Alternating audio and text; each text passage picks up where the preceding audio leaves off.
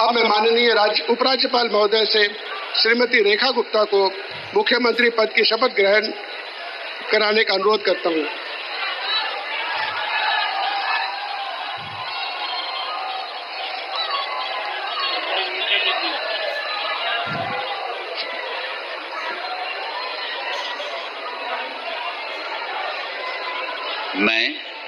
मैं रेखा गुप्ता ईश्वर की शपथ लेती हूँ कि मैं विधि द्वारा स्थापित भारत के संविधान के प्रति सच्ची श्रद्धा और निष्ठा रखूंगी।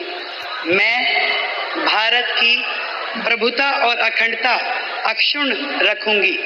मैं मुख्यमंत्री के रूप में अपने कर्तव्यों का श्रद्धापूर्वक और शुद्ध अंतःकरण से निर्वहन करूंगी तथा मैं भय या पक्षपात, अनुराग या द्वेष के बिना सभी प्रकार के लोगों के प्रति संविधान और विधि के अनुसार न्याय करूंगी।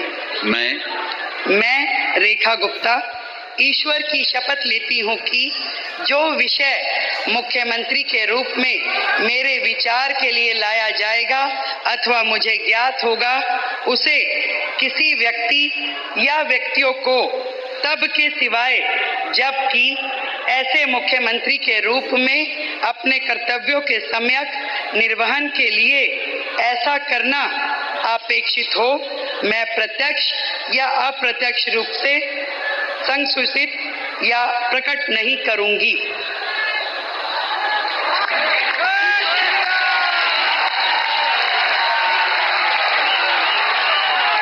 जय हिंद दोस्तों। आज दो बात हम बताने जा रहे हैं। जी हाँ दोस्तों, जो मीडिया में चल रहा है, जी हाँ दोस्तों, दो बातें जो है वो आपको जानना भी काफ़ी ज़रूरी है। जी हाँ दोस्तों, पहली बात तो ये कि रेखा गुप्ता जी हैं, आप देख पा रहे हैं इनको, ये रेखा गुप्ता हैं और ये दिल्ली के सीएम बने। जी हाँ दोस्तों, यानी दिल्ली का सीएम बनाया गया बीजेपी के द्वारा, क्योंकि 27 साल बाद बीजेपी का सुखाड़ खत्म हुआ है। और ये रेखा गुप्ता, जी हाँ दोस्तों, यानी एज 50 साल है, एडवोकेट हैं और इन्होंने क्या क्या किए हैं सारा डिटेल यहाँ पर लिखा हुआ है। तो आप जैसा कि देख पा रहे हैं, ये सीएम बनेंगे, यानी फर्स्ट एमएलए, यानी फर्स्ट टाइम जीते हैं शालीमार बाग से और फर्स्ट टाइम एमएलए जीते हैं और उसी में इनको फर्स्ट टाइम सीएम पद का उम्मीदवार बना दिया गया, यानी कह सकते हैं कि luckiest women in the world कह सकते हैं। जी हाँ दोस्तों, आप देख सकते हैं रेखा गुप्ता जी हैं और इधर आज ही शपथ ग्रहण हुआ है। यहाँ पर परवेश जी भी देखिए मिठाई खिला रहे हैं, लड्डू खिला रहे हैं। और यहाँ पर देख सकते हैं दिल्ली में 6 मंत्री बनाए गए हैं, जिसमें से एक परवेश साहिब सिंह हैं नई दिल्ली, आशीष सूद हैं और मनजिंदर सिंह सिरसा हैं, रविंदर सिंह हैं और कपिल मिश्रा है और पंकज कुमार सिंह है। जी हाँ दोस्तों, तो ये 6 मंत्री बनाए गए हैं भाजपा की तरफ से। आपको बता दें, जो दूसरी बात था, मुख्य मांग जो पेंशन के तरफ से चल रहा है ओपीएस के लिए, आप जैसा कि देख रहे हैं कि general manager all zonal railway, यानी पोटेस जो ये चल रहा है, पोटेस चल रहा है, ऑल इंडिया लोको रनिंग स्टाफ एसोसिएशन एलरसा के द्वारा 20 तारीख और 21 तारीख को, यानी 20 तारीख को 2 बातें प्रमुख रूप से अभी चल रहा है। एक तो शपथ ग्रहण समारोह रेखा गुप्ता का दिल्ली में और दूसरा एलरसा का भूख हड़ताल। जी हाँ दोस्तों, वो ट्रेन तो चला रहे हैं लेकिन 2 दिन यानी 36 घंटे का उपवास है, हंगर स्ट्राइक है। जी हाँ दोस्तों, और आपको हम पूरा डिटेल बताएंगे। ये लेटर है 19 तारीख का, देख रहे हैं यहाँ पर हंगर स्ट्राइक का। ऑल इंडिया लोको रनिंग स्टाफ एलरसा एसोसिएशन है, जो आपको बता दें इसमें प्लान किया प्रोटेस्ट चल रहा है 36 घंटा नेशन वाइड धरना कह सकते हैं, डेमोन्स्ट्रेशन, हंगर स्ट्राइक। देख रहे हैं यहाँ पर हंगर स्ट्राइक है 36 घंटा के लिए और 20-21 तारीख को इसीलिए ये ज्ञापन रेलवे बोर्ड को भेजा गया, ये लेटर भेजा गया ताकि वो मेडिकली रूप से तैयार रहें, क्योंकि किसी को भी कभी आपातकाल की स्थिति बन सकती है। क्योंकि बिना कुछ खाए पिए रेलवे ड्राइवर और जो गार्ड साहब हैं ट्रेन चला रहे हैं, आपको पता होगा। तो ये 36 घंटा का उपवास है और ये नहीं चाहते हैं कि देश का आर्थिक नुकसान हो। अगर ये हड़ताल करते, अगर ड्यूटी पर नहीं जाते तो देश में करोड़ों नहीं अरबों का नुकसान होता। तो ये नहीं चाहते कि देश को नुकसान हो, लेकिन हाँ, नरेंद्र मोदी को ये दिखाना चाहते हैं कि हमें ओपीएस बहाल कर दिया जाए।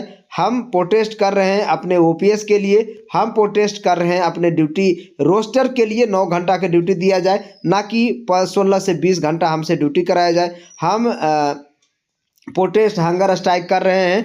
आपको बता दें कि जो 50% जब डीए हो जाता है तो इनका माइलेज 25% बढ़ाने के लिए, क्योंकि ये नियम है। जी हाँ दोस्तों, तो आप देखें यहाँ पर इस तरह से ये यहाँ पर ट्रेन को बाधित भी न होने दिए। देखिए स्मूथ, यहाँ पर देख सकते हैं लिखा हुआ है कि discipline and smooth functioning of rail movement, वो चलता रहेगा और रेल बाधक नहीं बनेंगे। लेकिन हाँ, ये भूखे प्यासे ये काम करेंगे। यहाँ पर देख सकते हैं ड्रोन, ये यानी सरकार को बताना चाहते हैं और सरकार भी संज्ञान में लिया है। जहाँ तहाँ पर मेडिकली सुविधा उपलब्ध कराया गया, ऐसा बताया जा रहा है।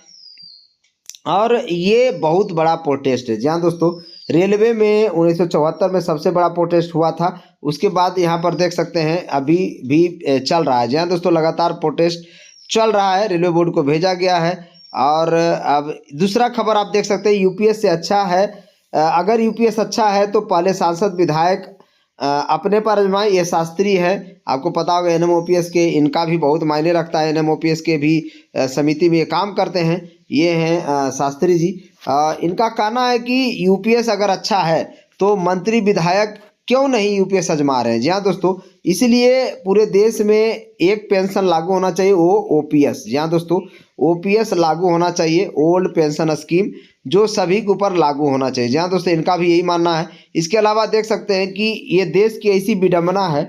आप देखिए, ये देश की सच्चाई है कि यूपीएस बनाने वाली कमेटी सब ओपीएस लेते हैं। सोच सकते हैं, जो यूपीएस गठन कर रहे हैं, जो बना रहे हैं, वो सब ओपीएस लेते हैं और बना यूपीएस रहे हैं। सोचिए, यूनियन के अध्यक्ष आप देख सकते हैं, जो सरकार से बातचीत करते हैं वो सब ओपीएस लेते हैं। जो सरकार से डायरेक्ट बात होता है, जिनका, चाहे शिव गोपाल मिश्रा हो, चाहे तो रघुवैया हो, चाहे तो कोई भी हो, तो वो सब ओपीएस ले रहे हैं। इसके अलावा जो यूपीएस लागू करती है वो खुद ओपीएस लेती है। सबसे बड़ी बात तो यही है, सबसे बड़ा क्वेश्चन मार्क जो देश पर लगा हुआ है वो यही है कि जो लोग यूपीएस की तारीफ कर रहे हैं, पहले एनपीएस की तारीफ नहीं करते थकते थे। जब एनपीएस का परिणाम आना शुरू हो गया, किसी का 500 महीना, किसी का 2500 महीना, तो अब वो लोग यूपीएस ला रहे हैं। आप सोच सकते हैं कि कितनी तरीके से कुंठित मानसिकता वाले लोग हैं, जो खुद तो ओपीएस खा रहे हैं, ओपीएस की रेबड़ी खा रहे हैं और दूसरे को ज्ञान दे रहे हैं यूपीएस लेने की। यहाँ पर देख सकते हैं कि ओपीएस ले रहे हैं, वो हमें ज्ञान दे रहे हैं, हमें ज्ञान बांट रहे हैं। और ये विजय बंधु हैं बेचारे, जब से आए हैं, जब से ये प्रोटेस्ट करना शुरू किया, लगातार इनकी फैन फॉलोइंग बढ़ती जा रही है। यूं कहें तो पेंशन पुरुष इनको ऐसे ही नहीं कहा जाता है, क्योंकि करोड़ों लाखों लोग इनको फॉलो कर रहे हैं। जी हाँ दोस्तों, और कारण सिर्फ एक है कि एक मुद्दे पर ये लड़ रहे हैं, पुरानी पेंशन बहाल की जाए, ओल्ड पेंशन हूबहू पुरानी पेंशन बहाल की जाए। जी हाँ दोस्तों, इसलिए पूरे देश में विजय बंधु का नाम है और पेंशन गांधी के नाम से इनको बोला जाता है। और इनका उम्मीद है कि आज नहीं तो कल ओपीएस बहाल होगा और ज़रूर ये करवा के ही छोड़ेंगे, दम लेंगे। जी हाँ दोस्तों, इसके अलावा देखिए, जो railway employ movement for old pension scheme है, उनका जो मुख्य मांग है, यहाँ पर देख सकते हैं उनका मुख्य मांग क्या है। यहाँ पर एनपीएस टायर 1 खाते में कर्मचारी के अंशदान को समान भविष्य निधि जीपीएफ नियम 1960 के अनुसार नियमित किया जाए और सेवानिवृत्ति या सुपर निवेशन जिसको बोलते हैं, वीआरएस वॉलंटरी रिटायरमेंट जिसको बोलते हैं, समय पर कुल संचित राशि ब्याज सहित अनिवार्य रूप से लौटाई जाए। जी हाँ दोस्तों, यहाँ पर ये नेता हैं, जैसा कि देख पा रहे हैं, सभी का एक ही मानना है कि हमें जो 10% कंट्रीब्यूशन जो हम जमा कर रहे हैं वो हमें वापस कर दिया जाए। जी हाँ दोस्तों, बिना किसी लाव लपेट के। जी हाँ दोस्तों, यानी सरकारी कर्मचारी सिर्फ ओपीएस की मांग करता है, इसके अलावा आपसे कुछ नहीं मांग रहा है। तो मोदी जी आप देख लीजिए, आज दिल्ली में शपथ ग्रहण समारोह था रेखा गुप्ता जी का। सबसे पहले कांग्रेचुलेसन उनको, उसके बाद दूसरी आप देख सकते हैं 20 तारीख का सबसे बड़ा जो न्यूज़ चल रहा है वो यही कि देश भर में जितने भी देश में 14-15 हज़ार गाड़ियाँ चल रही है, वो सभी का जो लोको पायलट साहब हैं वो धरना प्रदर्शन पर यानी भूखे प्यासे अपना काम कर रहे हैं। जी हाँ दोस्तों, ये सोचने वाली बात है कि इस तरह से देश नहीं चलता है। अगर इस तरह से ये लोग प्रोटेस्ट कर रहे हैं तो कुछ न कुछ तो गड़बड़ है। जी हाँ दोस्तों, यानी कि कह सकते हैं कि जितना जल्द ओपीएस बहाल हो उतना अच्छा हो। और ये देखिए दिल्ली का चुनाव हुआ था, आपको बताना चाहते हैं दिल्ली का जब चुनाव हुआ था तो 8वां पे कमीशन लागू हो चुका। आपको पता होगा कि 8वां पे कमीशन की गठन की मंजूरी मिल चुकी है। इसका मतलब 8वां पे कमीशन लागू होगा, इसको कोई हटा नहीं सकता, क्योंकि पूरे इंडिया नेशनल लेवल पर इसको बोला गया है। जी हाँ दोस्तों, यानी जब गठन हो गया है तो अब इसका फ्रेमवर्क बनेगा, अध्यक्ष पद का अनाउंसमेंट होगा, उनके सहयोगी का अनाउंसमेंट होगा और सिफारिशें लागू होते होते जून जुलाई 2026 तक चला जाएगा।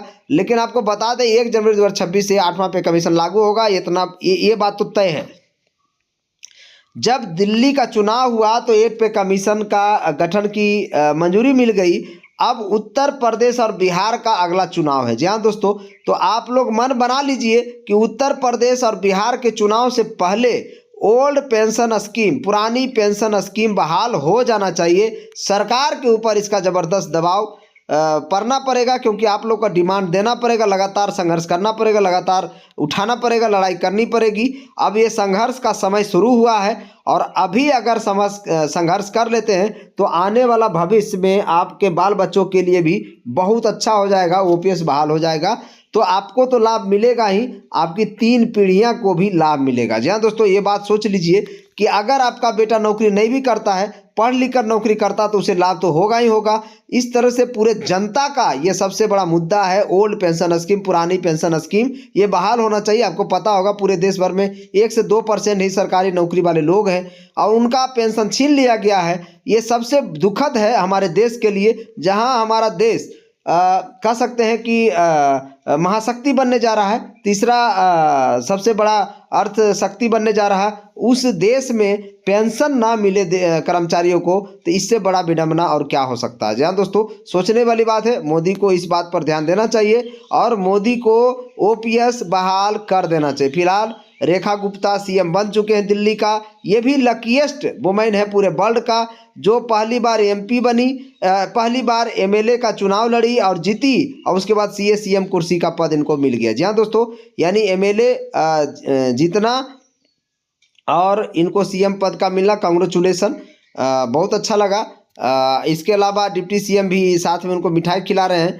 तो नरेंद्र मोदी को कांग्रेचुलेसन, लगातार जीत रहे हैं, आगे भी जीतते रहें। लेकिन सरकारी कर्मचारियों का ओपीएस बहाल कर दें, कि ओपीएस के लिए बेचारा सरकारी कर्मचारी लगातार संघर्ष कर रहा है और मोदी से एक ही अपील है, ओपीएस बहाल कर दें। खास करके अमित शाह जी से ओपीएस बहाल कर दिया जाए, ओपीएस पूरे देश भर में बहाल कर दिया जाए सर। इसके अलावा और कुछ नहीं मांगता सरकारी कर्मचारी, और इसीलिए लगातार प्रदर्शन और प्रोटेस्ट करता रहता है। जय हिंद, जय भारत। मेरे चैनल को लाइक करें, शेयर करें, सब्सक्राइब करें।